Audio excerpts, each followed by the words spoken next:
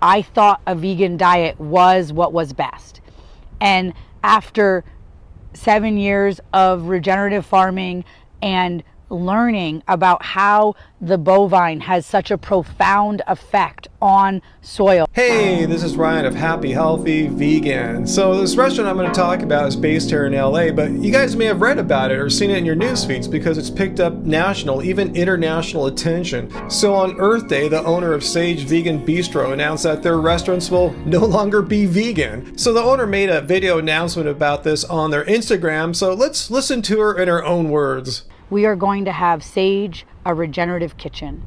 The focus of Sage from this point forward will be regeneration, to have the soil, the microbiology, the earth, and the carbon sequestering of regenerative agriculture be at the forefront of our menu. Right, so far it sounds all right, and if you already didn't know what this video was about, you think, cool, they're making a move to veganic farming, right? So that means that we will be shifting from an all plant-based menu to a high quality protein from only the highest quality, most integrity regenerative farms. All right, so there you go. Yeah, obviously not going to be a vegan restaurant anymore, and instead move into this magical, high quality, regeneratively sourced meats and proteins and stuff like that, which is a whitewashed way of saying, yeah, we're going to start eating dead animals. I'm going to serve you animals that were once alive, roaming freely and happily on these little farms. Then these animals get killed and slaughtered so you can have some regenerative beef or something like that. And to some, this may seem shocking or upsetting. Yes, and me and many other vegans are reacting in a very non-positive way. I mean, if you were truly vegan, and let's look at the definition of vegan here. It has nothing to do with carbon sequestration and regenerative farming. It has nothing to do with farming practices at all. It's a stance against animal cruelty and exploitation. So if you're serving food to your clientele who's against animal cruelty and exploitation, and now you're trying to whitewash animal cruelty and exploitation and actually say it's a good thing, yeah, we're going to be a little pissed off. And I realized that when I started Sage Vegan Bistro, I thought a vegan diet was what was best. Yes, it is the best. It's still the best for the animals. That's what veganism is. It's all about animals. It's not about you. It's not about me. It's about not contributing to the 80+ billion animals which are slaughtered every year needlessly so people can have their burgers and such. And after 7 years of regenerative farming and learning about how the bovine has such a profound effect on soil. All right, so cows are so great for the soil that justifies reversing my moral beliefs about being against animal cruelty and exploitation and killing them for the soil, because that's what veganism is. It's for the soil.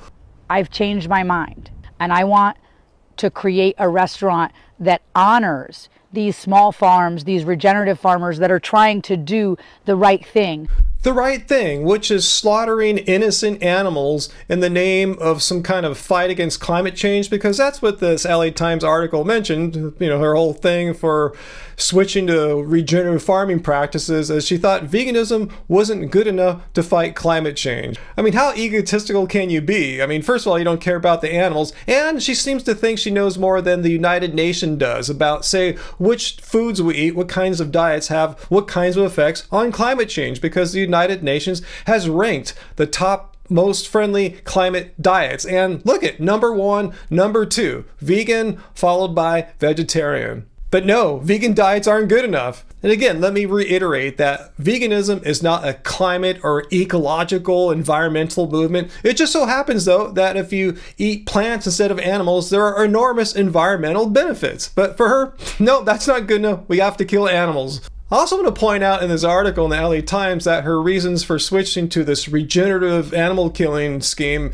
is not necessarily based on this new philosophy of hers. It's a sad fact that her business, like many others, vegan and non-vegan, have had a hard financial time post-COVID. So if she were an honest business owner, she wouldn't have to throw veganism under the bus. I mean, she could have just added animal products to her menu. I'm not saying that's cool, I'm not agreeing with that or anything, but she could have added animal products to her menu and not have to make up all this nonsense how veganism isn't good enough. She has to save the earth by killing animals. Yeah, instead she's saying stuff like this. My commitment to you is that all of our protein will be regenerative All of our produce will be hyper local. So now it gets really sad, hypocritical, and disgusting. So her produce will be hyper local, but I clicked on one of her meat regenerative protein sources here, and it comes all the way from Texas. I wonder why her meat can't stay hyper local.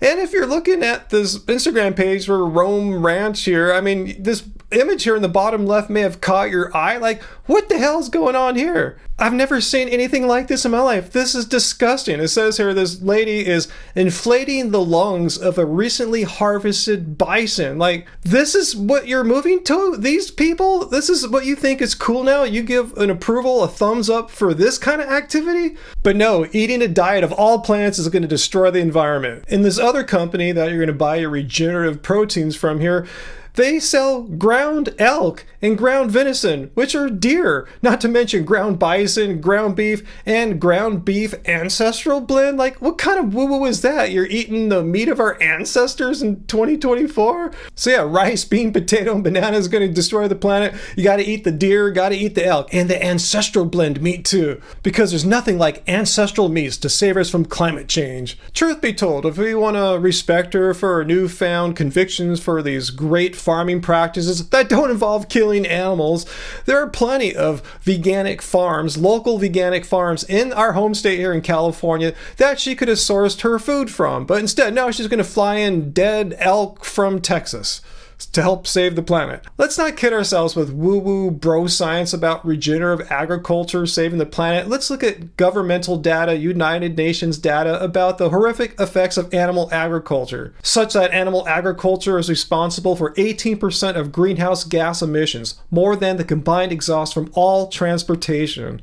And if you could somehow magically have enough land to switch all cows over to grass-fed, regenerative, they still fart and belch, which is a problem because they produce right now 150 billion gallons of methane per day.